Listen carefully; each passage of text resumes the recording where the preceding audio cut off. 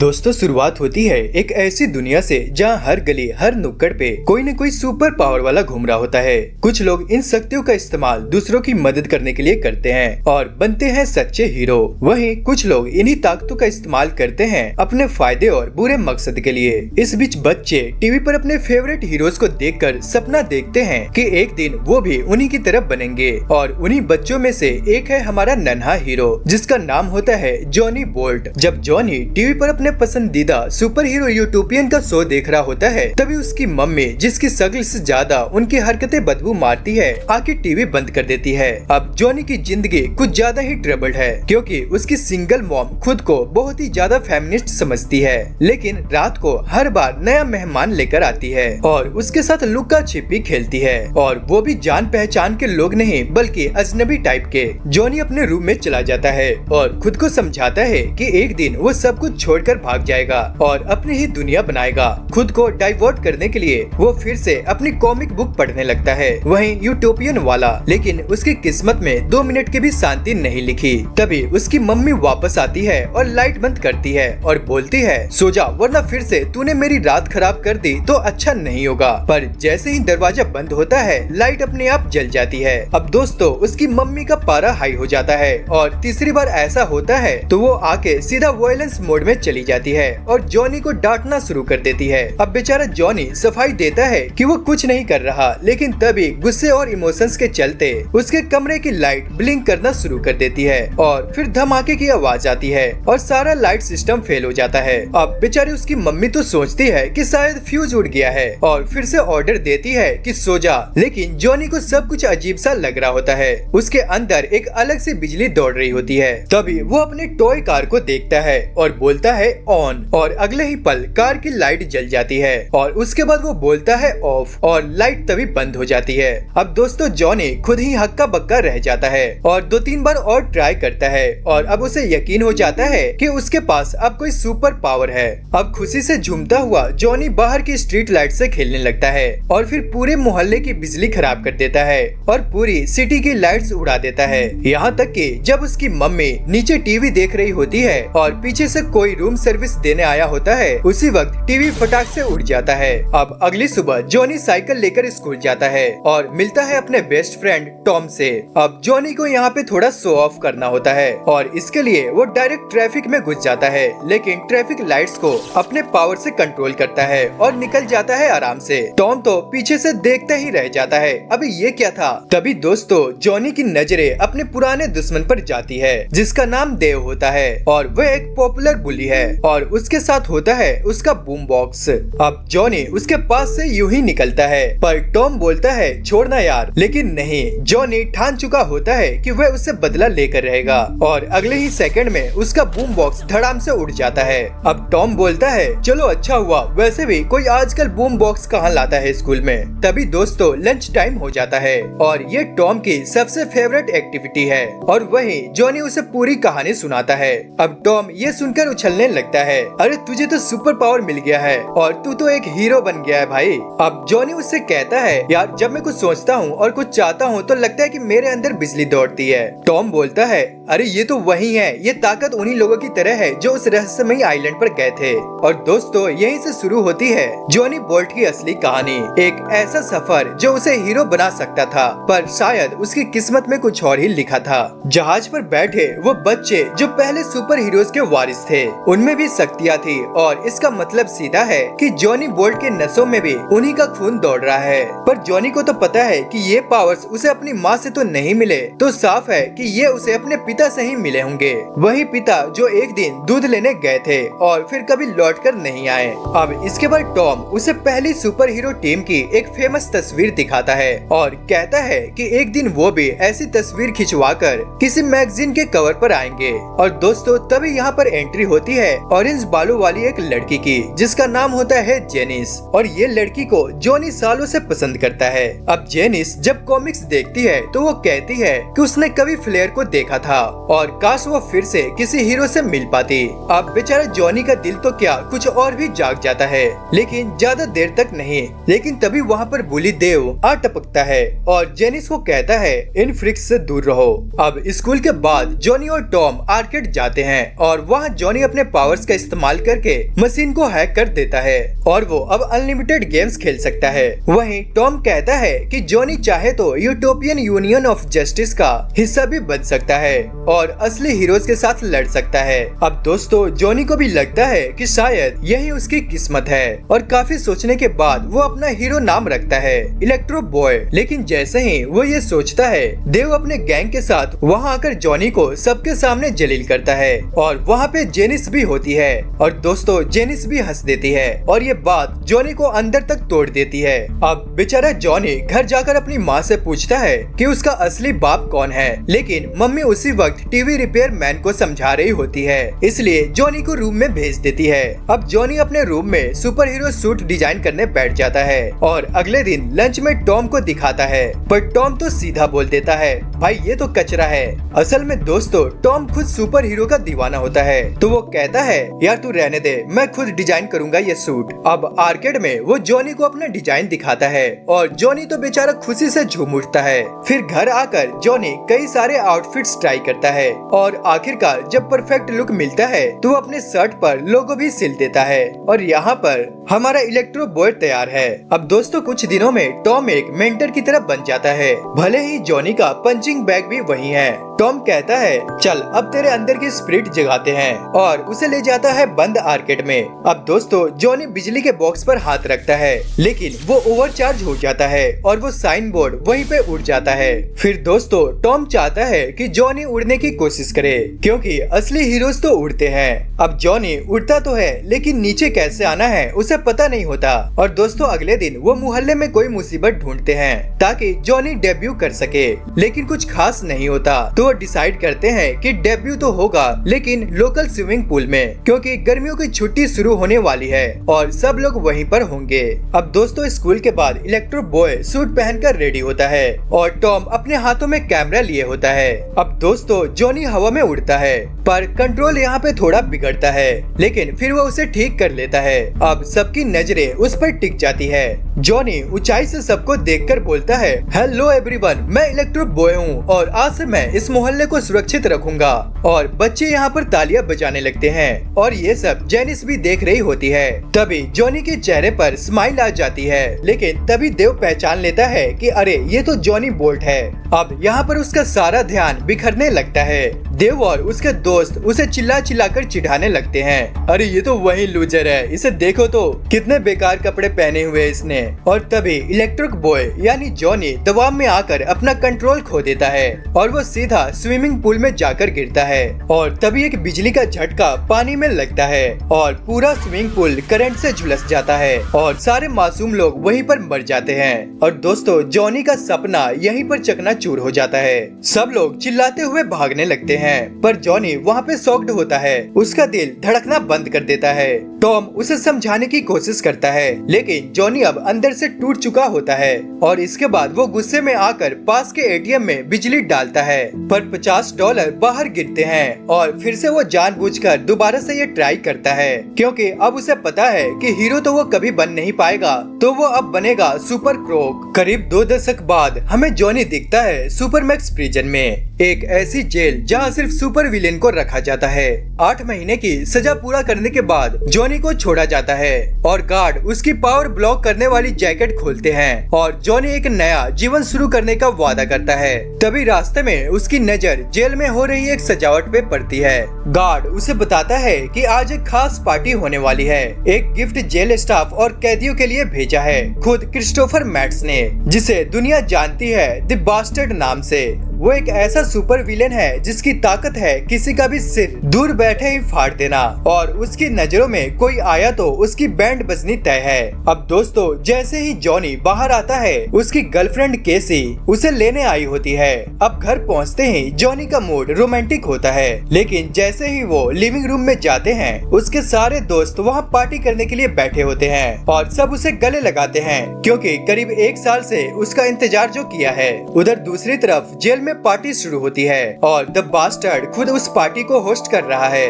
तभी एक लड़की जो अजीब से हेयर कट में है उसे डैनी नाम के एक शख्स की याद दिलाती है जिसने मैट्स को धोखा दिया था। बदले में मैट्स ने डैनी के करीबी हर इंसान को मार डाला और डैनी को पागलपन की हालत में छोड़ दिया। क्रिस्टोफर मैट्स यानी द बास्टर्ड एक लेजेंडरी विलन है और सभी उसे बहुत ही खतरनाक, निर्दयी और साइकोलॉजिकल इंसेन मानते हैं। वो जिस किसी से भी नाराज होता है वो बच नहीं पाता।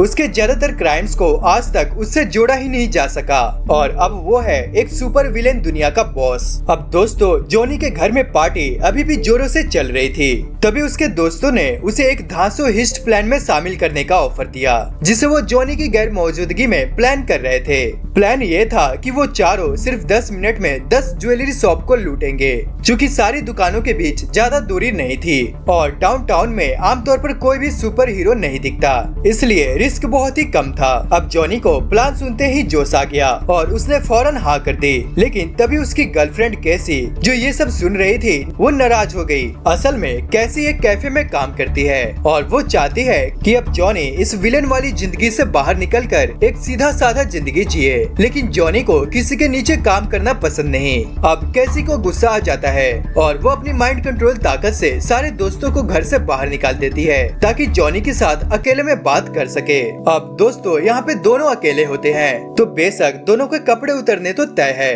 और यहाँ पे वो दोनों बहुत ही रोमांटिक होने लगते हैं। उधर दूसरी तरफ सुपरमैक्स जेल में मिस्टर मैट्स यानी द बास्टर्ड को सलाम कमांडर आकर रिपोर्ट देता है कि जेल में हुई पार्टी प्लान के मुताबिक ही है। उधर जॉनी अब भी हिस्ट को लेकर उलझन में होता है और कैसी से बात करता है। कैसी उसे बताती है कि ये प्लान असल में नेटवर्क का था और दोस्तों, नेटवर्क एक बहुत ही खतरनाक विलेन सिंडिकेट है और जो उनके हिस्से से कट मारे वो उन्हें जिंदा नहीं छोड़ते।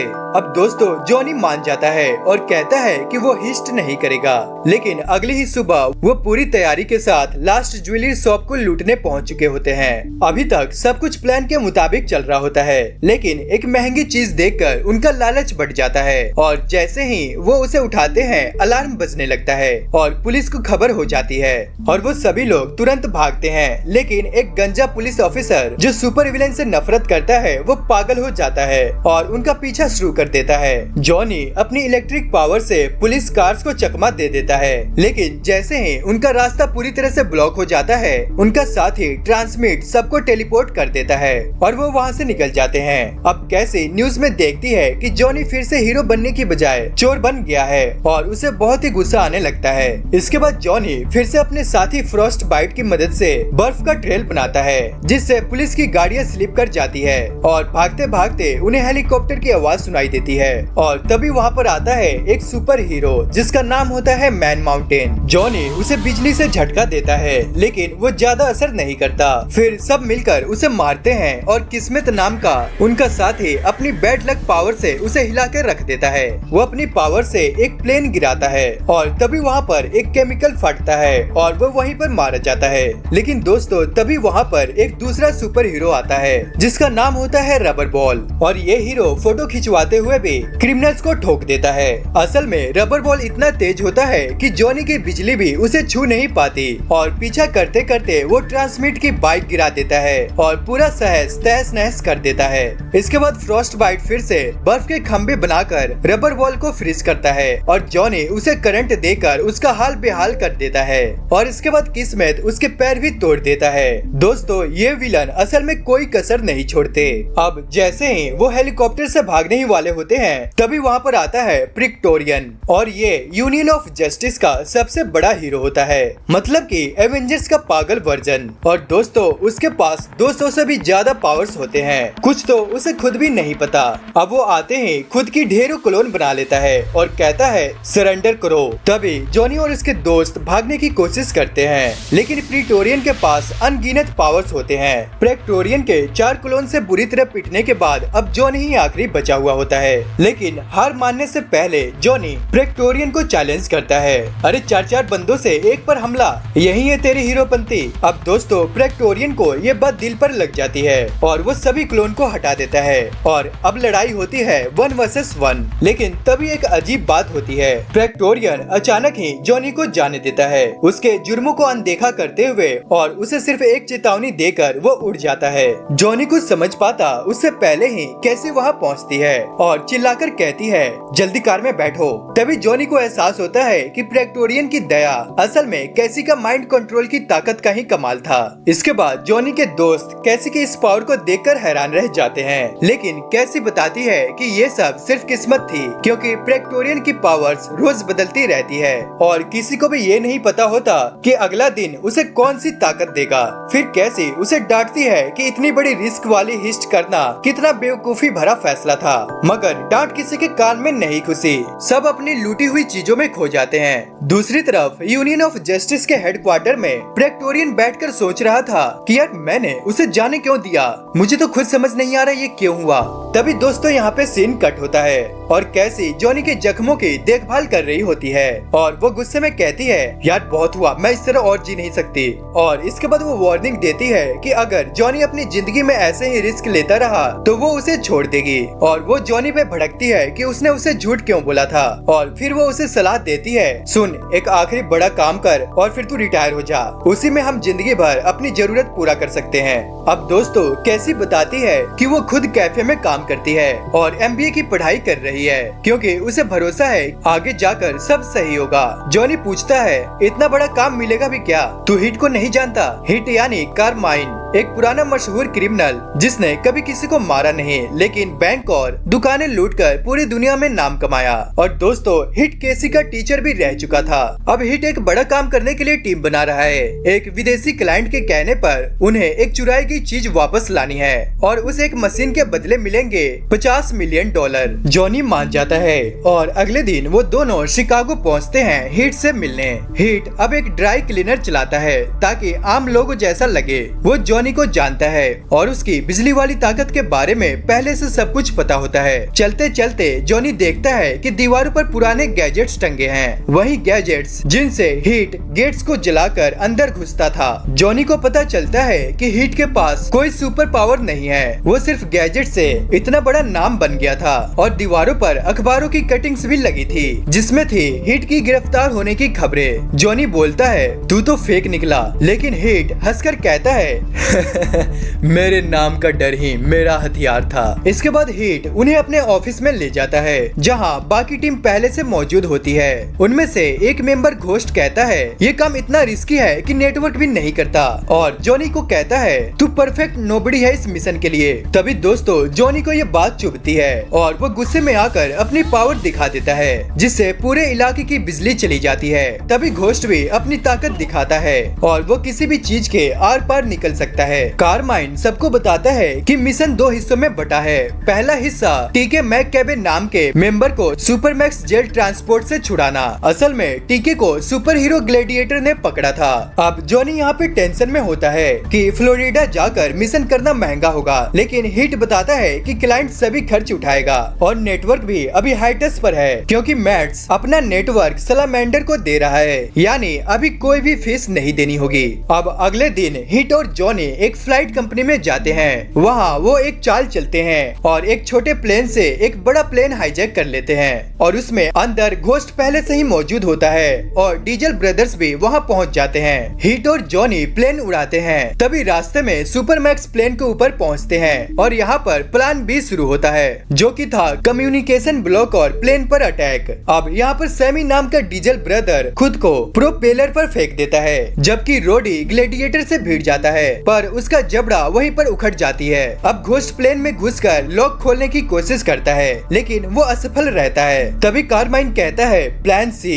पर किसी को भी ये प्लान पता नहीं होता। तभी जॉनी अपना आखिरी दाव खेलता है और टीके का लॉक डीएक्टिवेट कर देता है। अब यहाँ पर प्लेन गिरने लगता है, लेकिन टीके अपनी ताकत से उसे रोक देता है। तभी अब सब जश्न मनाने लगते हैं और टीके गार्ड्स को बाहर फेंक देता है। इसके बाद कारमाइन सभी को बधाई देता है, यानी जॉनी, कैसी कैसी टीके, घोस्ट और डीजल ब्रदर्स को। लेकिन फिर वो कहता है अब अगला हिस्सा सबसे खतरनाक होगा, हमें एक और मेंबर्स चाहिए। कल तय करना है कि कौन साथ देगा, क्योंकि अगर कुछ हुआ तो वो संभाल लेगा।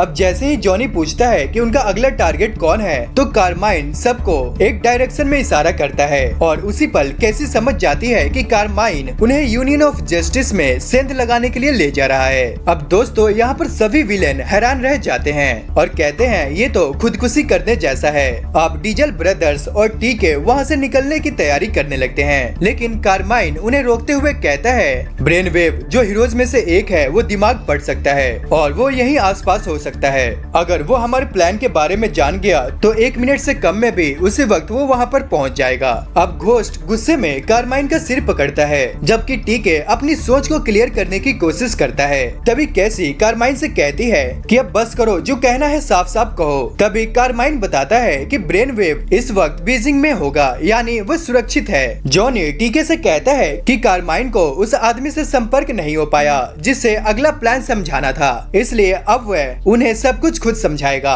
अब दोनों पुरानी यादें ताजा करते हैं जब वे सुपरमैक्स जेल में थे। एक गार्ड ने एक विलेन को मार डाला था और जॉनी ने ताली बजाकर सभी को गार्ड पर शर्मिंदा किया था और वो दोनों इस बात पर सहमत होते हैं कि सुपरमैक्स फिर कभी नहीं जाना। अब कारमाइन और डीजल ब्रदर्स फिर से अंदर आते हैं और कहते हैं हम रेडी हैं। कारमाइन कैसी से कहता है कि इस बार काम पूरा हुआ तो हर किसी को $50 मिलियन मिलेंगे और सभी खुश हो जाते हैं। लेकिन घोस्ट पूछता है असली प्लान क्या है। कारमाइन बताता है कि उन्हें काउंट आर्लॉक का हेलमेट चुराना है, एक लेजेंडरी विलन जो रोमानिया से था और वही इस मिशन का स्पॉन्सर है। वो हेलमेट उसकी पावर्स को डबल कर देता है। अब दोस्तों घोस्ट मान जाता है, लेकिन कहता है कि वो हेलमेट वो छुएगा नहीं। अब कैसी पूछती है कि सुपर हीरो से लड़ाई कैसे होगी, यही सबसे अहम बात है। कारमाइन कहता है मैंने सब कुछ सोच रखा है। अब जॉनी को प्लान समझ में आता है। वो कहता है कि इतनी बड़ी चोरी करने की हिम्मत तो नेटवर्क की भी नहीं थी। कारमाइन कहता है अगर वो तेजी से काम करे तो नेटवर्क से पैसे की भी जरूरत नहीं पड़ेगी। अब जॉनी कैसी से कहता है कि वो पूरी तरह से इस मिशन में है, लेकिन कैसी अब भी झिझक रही होती है और वो कहती है आखिरी मेंबर कौन है। तभी कारमाइन कॉल करता है फोरकास्ट को। असल में वे वेदर को कंट्रोल कर सकता है और फोरकास्ट कहता है मैं रेडी हूँ और उसकी ताकत देखकर कैसी भी अब मिशन में शामिल होने को राजी हो जाती है।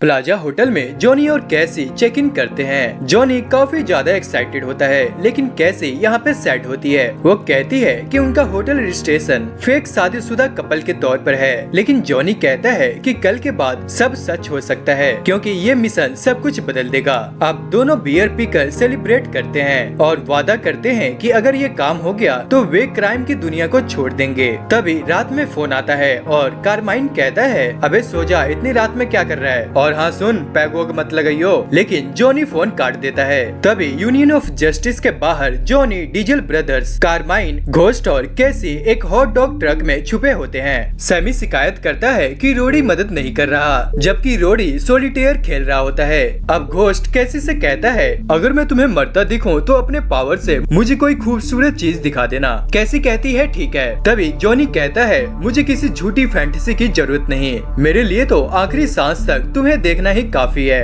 अब जॉनी यूनियन ऑफ जस्टिस को देखता है और कहता है कि वो बचपन से यहाँ आना चाहता था। अब जैसे ही हीरोज इमारत से बाहर निकलते हैं, टीम एक्टिव हो जाती है और कारमाइन कहता है कि उन्हें सिक्योरिटी हटानी होगी और सर्विलेंस फुटेज मिटानी होगी, जो कि ये काम कैसी करेगी। अब पूरी टीम हेलमेट की खोज में लग जाती है। अब जॉनी और कैसी को वो वाइन सेलर वाला फेल मिशन याद आता है। तभी उन्हें हेलमेट मिलता है और वो खुश हो जाते हैं। दूसरी तरफ प्रेक्टोरियन लिफ्ट से ग्राउंड फ्लोर पर आता है और काउंट और लॉक का हेलमेट हवा में तैरता देख चौंक जाता है। वो सोचता है कि शायद ये उसका कोई भ्रम है। अब घोस्ट को देख वह आग से हमला करता है, जिससे हेलमेट टूट जाता है। अब यहाँ पे विलन शॉक में रह जाते हैं। प्रेक्टोरियन कहता है अबे बेवकूफ हो क्या, असली चीज कभी यहाँ डिस्प्ले पे थोड़ी रखेंगे। और तभी वो बताता है कि असली हेलमेट और सारे पावरफुल आइटम्स एक अंडरग्राउंड वॉल्ट्स में रखे गए हैं और अभी वो सब कैसी की पावर से इनविजिबल है। अब कारमाइन जोर से चिल्लाता है। तभी घोस्ट तुरंत जमीन के अंदर चला जाता है। अब प्रेक्टोरियन उन पर कॉलम्स फेंकने लगता है। उसे लग रहा होता है कि उसके दिमाग में कुछ चल रहा है, जैसे सैन फ्रांसिस्को में हुआ था। वह कैसी को मारता है और सारे विलन उसके सामने प्रकट हो जाते हैं। पर तभी वो जॉनी को देखता है और कहता है कि उसे लगता है कि उसने इसे पहले भी कहीं देखा है। अब जॉनी यहाँ पर झूठ बोलता है। वो कहता है मैंने तुम्हें कभी नहीं देखा, और वो शिकायत करता है कि तुम ही हो जो हमें पकड़ने आ गए। अब प्रेक्टोरियन उनके पूरे प्लान को समझ जाता है और कहता है कि अब वह सबका अंत करेगा। वो कैसी पर पानी का हमला करता है, लेकिन जॉनी उसे बचा लेता है। तभी कारमाइन चिल्लाता है भागो यहाँ से, और वो कैसी को उठाकर वहाँ से भागने लगता है। तभी प्रेक्टोरियन एक बड़ा सा पत्थर उठाकर उनके पीछे फेंकता है, जबकि जॉनी चिल्लाता है कि कारमाइन बाकी सबको बचाकर ले जाए। और इसके बाद डीजल ब्रदर्स चिल्लाते हैं और वो कहते हैं अरे इसके पास तो इतनी सारी पावर्स है कि इसे खुद भी नहीं पता। तभी प्रेक्टोरियन अपना अगला सुपर पावर दिखाता है, जो कि होता है लेजर वाली आंखें। और फिर इसके बाद उसने इधर उधर लेजर चलाकर कई सारे बेकसूर लोगों को मार डाला। और गाइस यहाँ पर पूरा सीन एकदम से एवेंजर्स लेवल डिस्ट्रक्शन जैसा हो गया। तभी आर और सैमी उसे रोकने की कोशिश करते हैं, यहाँ तक कि सैमी ने उसकी आंखों में उंगली तक घुसेड़ दी। लेकिन प्रेक्टोरियन की ताकत का क्या कहना, उसने सैमी की उंगली ही चकनाचूर कर दी और फिर उसकी बाह मरोड़कर उसे जॉनी की तरफ फेंक दिया। अब जॉनी ने उस पर गोलियां चलाई, लेकिन प्रेक्टोरियन ने उस पर भी अटैक कर दिया। तभी कारमाइन और कैसी उसे छुपा देते हैं और मलबे के नीचे से जॉनी किसी तरह बाहर आता है। और वही घोस्ट भी कंफ्यूज खड़ा होता है, क्योंकि प्रेक्टोरियन अभी भी जॉनी के पीछे पड़ा हुआ होता है। और दोस्तों इसी भाग दौड़ में काउंट और लॉक का असली हेलमेट मिल जाता है और जॉनी प्रेक्टोरियन से कहता है अरे तू इतना ओवर एक्टिंग क्यों कर रहा है, ये तेरी खुद की ही बिल्डिंग है। लेकिन दोस्तों प्रेक्टोरियन को यहाँ पर कोई भी फर्क नहीं पड़ता। वो कहता है मैं तो कभी इजी मोड में जाता ही नहीं। अब फिर वो दो हाथों में आग के गोले बना लेता है और कहता है अब मरने के लिए तैयार हो जा। पर दोस्तों जॉनी ने अपनी चालाकी से बिल्डिंग के फायर स्प्रिंकलर्स ऑन कर देता है और प्रेक्टोरियन का सारा जोश यहाँ पर ठंडा हो जाता है।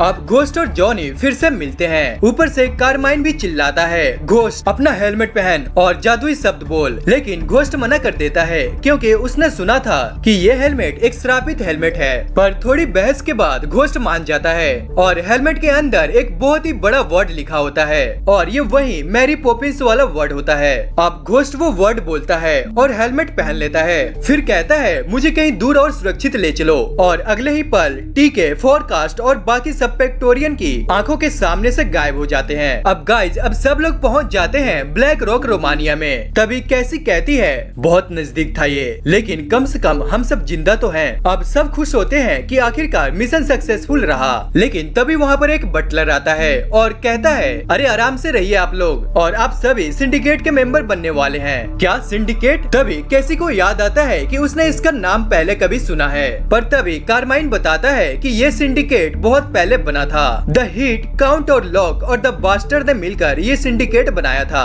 पर बाद में सब ने एक दूसरे को धोखा दे दिया और द बास्टर्ड ने अपना एक नया ग्रुप बना लिया, जो कि था द नेटवर्क। और अब कैसल एक क्लब और फिल्म स्टूडियो बन चुका था। तभी कैसी नहाने जाती है और तभी कोई उसकी जासूसी कर रहा होता है। और जब वो बाहर आती है तो सब पहले ही नशे में चूर पड़े होते हैं। पर तभी डोरबेल बजती है और डीजल ब्रदर सोचते हैं कि शायद पिज्जा आया हुआ है। पर दोस्तों जैसे ही वो दरवाजा खोलते हैं, प्रेक्टोरियन फटाक से घुसता है और रोडी को मुक्का मारकर वहीं पर गिरा देता है। और तभी वो अपने बॉस को बुलाता है और वो होता है the bastard, the head of the network. अब दोस्तों द बास्टर्ड कहता है अरे तुम सब सोच रहे थे कि मुझे बेवकूफ बना लोगे, और ये रिवील करता है कि प्रेक्टोरियन कभी हीरो था ही नहीं, बल्कि वो एक डबल एजेंट था। अब बास्टर्ड कहता है कि ये सारी हरकतें अब सुधारी जाएंगी। और प्रेक्टोरियन बताता है कि उन्हें कैसे पता चला कि सब कहाँ छिपे थे। और तभी प्रेक्टोरियन बताता है कि कारमाइन ने चिल्लाया था द रॉक। और फिर इसके बाद द बास्टर्ड कहता है अब सिर्फ 30% नहीं, सब कुछ चाहिए, और धोखा देने की कीमत अब खून से तुम्हें चुकानी होगी। और दोस्तों इतना कहते ही वो बटलर का सिर धड़ से उड़ा देता है। पर तभी कैसल में एंट्री होती है काउंट और लॉक की, और वो कहता है सरप्राइज, मैं अब तक अटारी में छिपा था। और दोस्तों जैसे वो घूमता है पीछे से द बास्टर्ड उसका सर भी उड़ा देता है। अब दोस्तों द बास्टर्ड और प्रेक्टोरियन सारा पैसा लेकर निकल जाते हैं। प्रेक्टोरियन जाते जाते धमकी देता है जो हुआ किसी को बताया तो जान से जाओगे। अब जॉनी टीवी ऑन करता है और न्यूज में दिखाया जा रहा होता है कि प्रेक्टोरियन ने हेलमेट रिकवर कर लिया है। और फिर टीके, डीजल ब्रदर्स और कारमाइन दुखी हैं। घोस्ट कहता है अब हेलमेट का क्या फायदा जब ऑरलॉक ही नहीं रहा। तभी टीके गुस्से में कहता है यार हमारी टीम ही बेकार थी। पर जॉनी कहता है कुछ बेकार से कार नहीं थी, कम से कम हमने तुम्हें बचाया। और इसके बाद टीके वहाँ से जाने लगता है पर सैमी उस पर कुल्हाड़ी फेंक देता है। बदले में टीके भी उसी तरह जवाब देता है। अब दोस्तों यहाँ पर दोनों आपस में भिड़ जाते हैं पर तभी फोरकास्ट बारिश करवा देता है ताकि झगड़ा रुक सके। तभी दोस्तों बार में बगल में बारटेंडर कहता है कारमाइन तो अब तो बूढ़ा हो चुका है। पर जॉनी कहता है हीस्ट प्लान से भी बेहतर होना था, हीट का सबसे बड़ा कारनामा। लेकिन बारटेंडर कहता है पियो और पैसा भरो। उसके बाद जॉनी एटीएम से पैसा निकालता है और अगले दिन जॉनी सेव कर रहा होता है। तभी दरवाजा खुलता है पर वहाँ पर कोई भी नहीं होता और वो अगले ही पल किडनैप हो जाता है। तभी उसकी आंखें खुलती है और वो एक कार में होता है। साथ ही में फ्रॉस्ट बाइट, ट्रांसमिट और किस्मत आते हैं और कहते हैं तेरी आखिरी सिंगल रात है, चल बैचलर पार्टी करते हैं। दोस्तों आगे हम देखते हैं कि सब एक स्ट्रिप क्लब से निकाल दिए जाते हैं क्योंकि सबके सब विलन होते हैं। अब दोस्तों उनके पास कोई भी पैसा नहीं होता तो जॉनी एक एटीएम हैक कर लेता है जिससे सभी लोग शॉक हो जाते हैं। तभी फ्रॉस्ट बाइट पूछता है सुन एक आखिरी बड़ा काम करेगा कैसी के लिए। लेकिन दोस्तों जॉनी यहाँ पर मना कर देता है। लेकिन किस्मत कहता है अरे यार प्यार से शादी होती है लेकिन प्यार की मौत पैसों से ही होती है। और दोस्तों इसके बाद ट्रांसमिट सूट लाता है और सब एक बड़ी गाड़ी में निकलते हैं और जॉनी सारे एटीएम को हैक करता है और ट्रांसमिट उन्हें लूटता है। तभी जॉनी कहता है सुनो मुझे एक बुक स्टोर ले चलो, कैसी को कुछ गिफ्ट देना है।